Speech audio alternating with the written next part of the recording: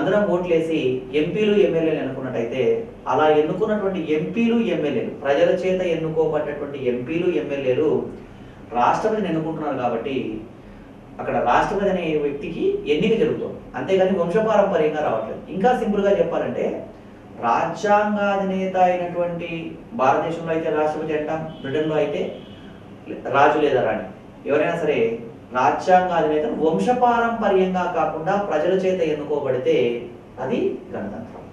So భారతదేశం గణతంత్ర రాజ్యం. రాజ్యాంగ ప్రవేశికలో రాజ్య ఆదర్శాల్లో మనం మాట్లాడుకున్న అంశాల్లో సర్వసత్తాక, సామ్యవాద, లౌకిక, ప్రజాస్వామ్య, గణతంత్ర తర్వాత నెక్స్ట్ పదం సమైక్యత, సమగ్రత. ఈ సమైక్యత సమగ్రత అన్న పదాన్ని కూడా 1976లో 42వ రాజ్యాంగ సవరణ ద్వారా భారత రాజ్యాంగంలో పొందుపరచడం జరిగింది. సమైక్యత సమగ్రత అంటే దేశంలో ఉన్నటువంటి వివిధ వ్యక్తుల మధ్య మరియు ప్రాంతాల మధ్య ఐక్యత ఉండడం. ఇవి రాజ్య ఆదర్శాలు. ఇవన్నీ కూడా రాజ్య ఆదర్శాలు. భారత రాజ్యాంగ ప్రవేశికలో రాజ్య ఆదర్శాల తర్వాత నెక్స్ట్ తెలుసుకోవాల్సిన అంశం ఏంటంటే రాజ్యం ప్రజలకు కల్పించిన అవకాశాలు. రాజ్యం ప్రజలకు కల్పించిన అవకాశాల్లో ఒక్కొక్క అంశం గురించి తెలుసుకోవాలి. అవి ఏంటి అంటే, ఒకటి స్వేచ్ఛ. దీనికన్నా ముందే మనకి న్యాయం అనే పదం కూడా ఉంటుందండి. న్యాయం, స్వేచ్ఛ, సమానత్వం, సౌభ్రాతృత్వం,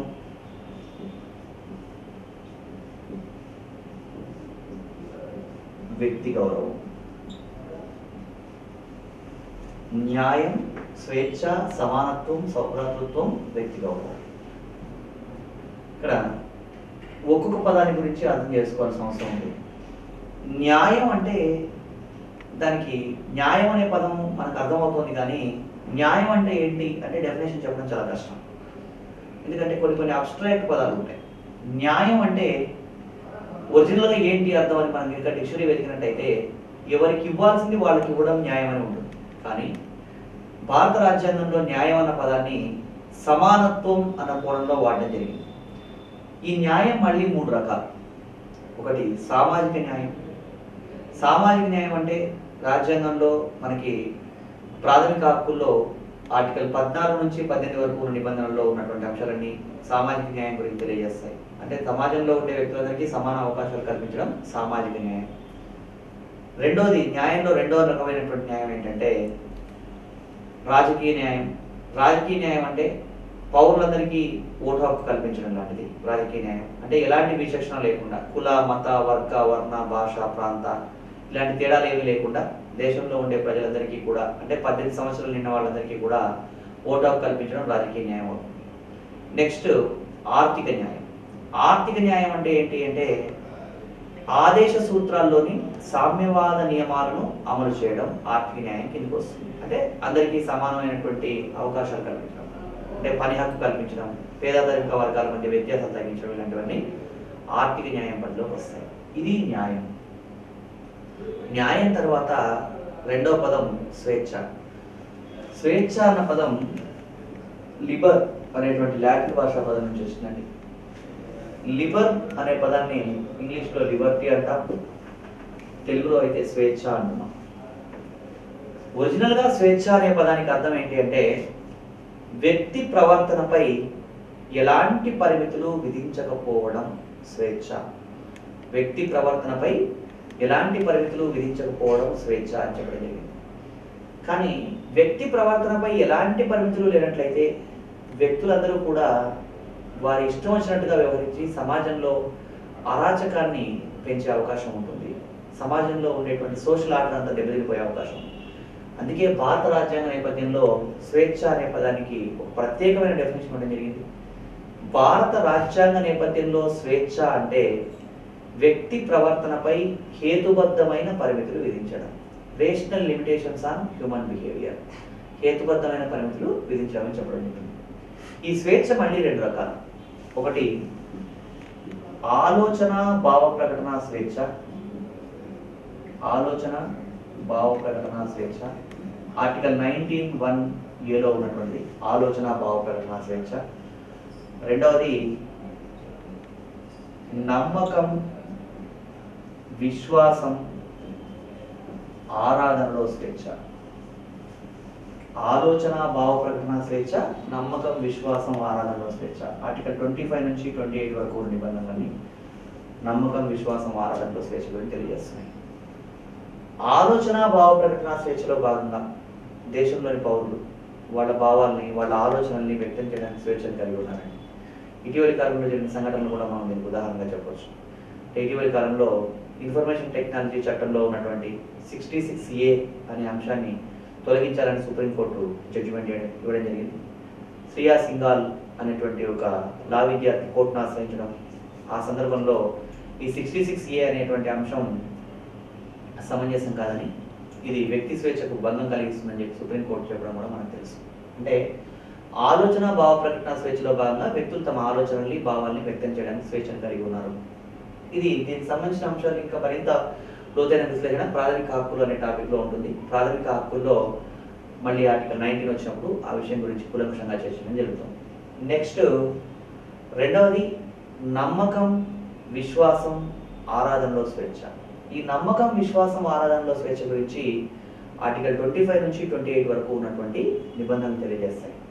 ఈ 25 నుంచి 28 వరకు ఉన్న నిబంధనల్లో భాగంగా వ్యక్తులందరికీ కూడా మత స్వేచ్ఛ ఉందని, ఎవరికి ఇష్టమైన మతాన్ని వాళ్ళు అవలంబించడానికి, ఆ మత సూత్రాలు పాటించడానికి, ఆ మతానికి సంబంధించినటువంటి కార్యకలాపాల్లో పాల్గొనడానికి, మతానికి సంబంధించినటువంటి సెలబ్రేషన్స్ చేసుకోవడానికి అందరికీ కూడా హక్కు ఉంది. కాకపోతే ఏ వ్యక్తి కూడా మరొక మతాన్ని కించపరచకూడదు, కానీ తన మతానికి సంబంధించిన విషయాల్లో తను ఎలాగైనా ఆ విషయాల్లో పాల్గొనడానికి అవకాశం ఉందండి. ఇది మనకి నమ్మకం విశ్వాసం ఆరాధనలో స్వేచ్ఛ. అంటే స్వేచ్ఛలో ఉన్నటువంటి రెండు రకాల స్వేచ్ఛలు, వాటి ఆలోచన భావ ప్రకటన స్వేచ్ఛ, రెండవది నమ్మకం విశ్వాసం ఆరాధనలో స్వేచ్ఛ. ఈక్వస్ అనేటువంటి లాటిన్ భాషా పదం నుంచి సమానత్వం అనే అంశం వచ్చింది. ఈక్వస్, ఈ సమానత్వం అనే అంశం ఇంగ్లీష్లో దీనికి సమానమైన పదం ఈక్వాలిటీ. సమానత్వం అంటే వాస్తవిక అర్థం ఏదో ఒక వర్గానికి ప్రత్యేక సదుపాయాలు కల్పించకపోవడం.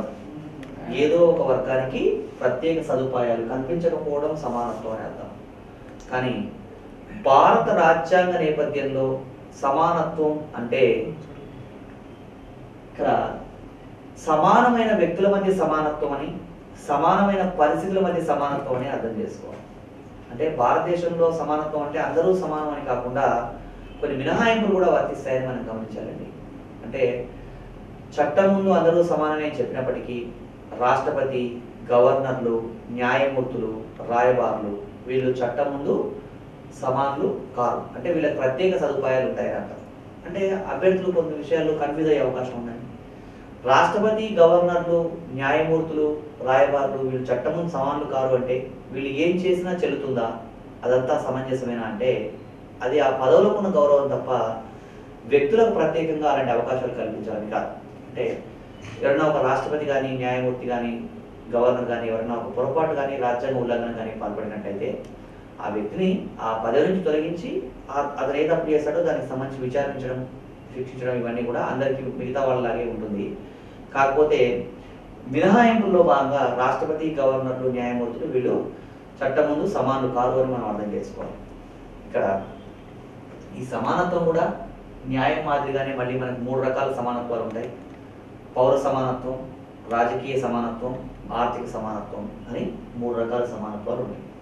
సో భారతదేశంలో సమానమైన వ్యక్తుల మధ్య, సమానమైన పరిస్థితుల మధ్య మాత్రమే సమానత్వం ఉంటుందని గమనించాలి. నెక్స్ట్ సమానత్వం తర్వాత నెక్స్ట్ అంశం సౌభ్రాతృత్వం. ఈ సౌభ్రాతృత్వం అంటే సోదరభావం అని అర్థం. సౌభ్రాతృత్వం కూడా మళ్ళీ 2 రకాలు. ఒకటి సూక్ష్మ కోణంలో సౌభ్రాతృత్వం, రెండవది స్థూల కోణంలో సౌభ్రాతృత్వం. సూక్ష్మ కోణంలో సౌభ్రాతృత్వం అంటే వ్యక్తుల మధ్య సోదరభావం. స్థూల కోణంలో సౌభ్రాతృత్వం అంటే వివిధ దేశాల మధ్య సోదరభావం. వ్యక్తుల మధ్య సోదరభావం, దేశాల మధ్య సోదరభావం అనేది 2 కూడా అర్థం చేసుకోవాల్సిన విషయాలు. మామూలుగా సౌభ్రాతృత్వం అంటే సోదరభావం అని అంటారు, కానీ మనం కూలంకషంగా గమనిస్తే సౌభ్రాతృత్వం కూడా 2 కోణాల్లోనూ అధ్యయనం చేయడానికి అవకాశం ఉంది. సో సహజంగా దేశంలో వ్యక్తుల మధ్య సోదరభావం ఉంది కాబట్టి భారతదేశంలో భిన్నమైన వర్గాలు, వర్ణాలు, ప్రాంతాలు, మతాలు ఇన్ని రకాలైనటువంటి భిన్నమైనటువంటి వ్యక్తులు కలిసి ఇక్కడ జీవించడం జరుగుతుంది. అదేవిధంగా భారతదేశం స్థూల కోణంలో సౌభ్రాతృత్వానికి కూడా అనేక రకాల కృషి చేయడం జరుగుతుందండి. అంటే దీంట్లో స్థూల కోణంలో సౌభ్రాతృత్వం కోసం ఏం చేయడం జరిగింది అంటే అనేక అంతర్జాతీయ సంస్థల్లో సభ్యత్వం పొందడం జరిగింది. 1945లో యుఎన్ఓలో సభ్యత్వం తీసుకోవడం కావచ్చు, లేదా 1949లో కామన్వెల్త్లో సభ్యత్వం, అదేవిధంగా 1985లో సార్క్లో సభ్యత్వం, 2008లో అమెరికాతో చేసుకున్నటువంటి అణు ఒప్పందం చేసుకోవడం, ఇంకా అనేక అంశాలన్నీ కూడా అంటే అంతర్జాతీయ సోదరభావాన్ని పెంపొందించడం కోసం భారతదేశం చేస్తున్నటువంటి ప్రయత్నాలన్నీ కూడా మనకి సౌభ్రాతృత్వంలో స్థూల కోణంలో సౌభ్రాతృత్వంలో అంతర్భాగంగా చెప్పవచ్చు. ఇటీవలి కాలంలో ప్రధానమంత్రి నరేంద్ర మోడీ చేస్తున్నటువంటి విదేశీ పర్యటనలు కూడా అంతర్జాతీయ కోణంలో అంటే మనకి స్థూల కోణంలో సౌభ్రాతృత్వంలో భాగంగానే మనం గమనించాలి. సో దీని తర్వాత న్యాయం, స్వేచ్ఛ, సమానత్వం, సౌభ్రాతృత్వం తర్వాత భారత రాజ్యాంగ ప్రవేశికలో ఉన్నటువంటి మరొక అంశం వ్యక్తి గౌరవం. వ్యక్తి గౌరవం అంటే వ్యక్తులను అవమానాలకు గురి కాకుండా కాపాడడం అని అర్థం. వ్యక్తుల్ని అవమానాలకు గురి కాకుండా కాపాడాలి అంటే ఏ వ్యక్తిని కూడా చిన్నచూపు చూడడం కానీ లేదా కులం పేరుతో అవమానించడం కానీ ఇలాంటి చర్యలు చేపట్టకూడదు. ఇవి ప్రజాస్వామ్యంలో ఆధునిక కాలంలో సమంజసం కాదని భావించడం జరిగింది. అందుకనే భారత రాజ్యాంగ ప్రవేశికలో వ్యక్తి గౌరవం అనే అంశాన్ని పొందుపరిచారు. వ్యక్తి గౌరవాన్ని కాపాడడం కోసమే రాజ్యాంగంలో ఆర్టికల్ 17 పొందుపరచడం జరిగిందండి. ఆర్టికల్ 17లో మనకి అంటరానితనం నిషేధం అనే అంశాన్ని పొందుపరిచారు. అంటరానితనం నిషేధం, దీన్ని ప్రొహిబిషన్ ఆఫ్ అన్టచబిలిటీ అని, అస్పృశ్యత నిషేధం అని చెప్తాం. అంటరానితనం నిషేధం అంటే ఎవరు ఎవరిని అంటరాని వాళ్ళుగా చూడకూడదు. వాస్తవంగా చెప్పాలంటే ఎవరు ఎవరిని అంటరాని వాళ్ళుగా చూడకూడదండి. ఓన్లీ ఎస్సీ ఎస్టీ వాళ్ళని మిగతా వాళ్ళు అంటరాని వాళ్ళుగా చూడకూడదని కాదు. ఆ ఉద్దేశంతో అంటరానితనం నిషేధం అనే అంశాన్ని పొందుపరచడం జరిగింది. కానీ అంటరానితనం నిషేధం అన్న అంశం ఆర్టికల్ 17లో పొందుపరచకపోయినప్పటికీ కూడా అంటరానితనం అలాగే కొనసాగడం వల్ల భారత పార్లమెంటు ఈ అంటరానితనం నిషేధించడం కోసం కొన్ని భిన్నమైనటువంటి చట్టాలు చేయడం జరిగింది. మనం గమనించినట్లయితే 1955లో అంటరానితన నిషేధ చట్టం అనే చట్టం చేశారు. అంటరానితన నిషేధ చట్టం, అంటరానితన నిషేధ చట్టం. అదేవిధంగా 1976లో పౌర హక్కుల పరిరక్షణ చట్టం, పౌర హక్కుల పరిరక్షణ చట్టం అనే చట్టం కూడా చేయడం జరిగింది. ఈ రెండు చట్టాలు చేసినప్పటికీ కూడా ఇంకా అంటరానితనం కొనసాగడం వల్ల, ప్రధానంగా ఎస్సీ ఎస్టీ వర్గాల మీద అంటరానితనం కొనసాగడం వల్ల 1929వ సంవత్సరంలో ఎస్సీ ఎస్టీలపై ఆకృత్యాల నిరోధక చట్టం అనే చట్టం చేశారు. ఎస్సీ ఎస్టీలపై ఆకృత్యాల నిరోధక చట్టం. ఈ చట్టం 1990 జనవరి 30వ తారీఖు నుంచి దేశవ్యాప్తంగా అమలులోకి వచ్చింది. ఎక్సెప్ట్ జమ్మూ కాశ్మీర్ స్టేట్, జమ్మూ కాశ్మీర్ మినహా మిగతా దేశవ్యాప్తంగా ఈ చట్టం అమల్లోకి రావడం జరిగింది. ఇది మనకి ప్రవేశికలో ఉన్నటువంటి రాజ్యం ప్రజలకు కల్పించబడ్డ అవకాశాల్లో ఉన్నటువంటి వ్యక్తి గౌరవం అనే అంశానికి సంబంధించి ఓవరాల్గా ప్రవేశికలో ఉన్న 4 అంశాల్లో ఒకటి, భారతదేశంలో సార్వభౌమాధికారం ఎవరికి ఉంటుంది అంటే ప్రజలకు అని, సార్వభౌమాధికారం గల సంస్థ పార్లమెంట్ అని తెలుసుకున్నాం. రెండవది, రాజ్యాంగ ప్రవేశికలో ఉన్న 2వ అంశంలో రాజ్య ఆదర్శాల్లో ఉన్నటువంటి సర్వసత్తాక, సామ్యవాద, లౌకిక, ప్రజాస్వామ్య, గణతంత్ర, సమైక్యత, సమగ్రత అన్న పదాలు ఒక్కొక్క పదానికి సంబంధించిన వివరణ గమనించాం. రాజ్యాంగ ప్రవేశికలో ఉన్నటువంటి 3వ అంశమైనటువంటి